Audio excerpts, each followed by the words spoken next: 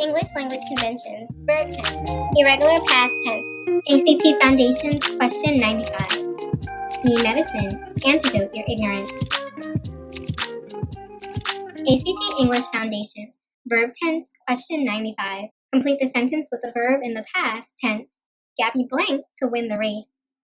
The task here is to shift the tense of fight to its simple past tense verb form. Here's what I need you to understand.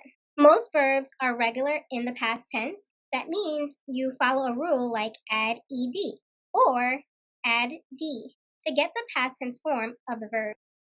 Some verbs are irregular in the past tense.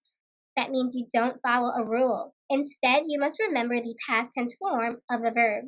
Check out this example. Jacob lost his keys. Lost is the irregular past tense form of the verb lose. This is a correct shift, and the overall sentence is formatted correctly.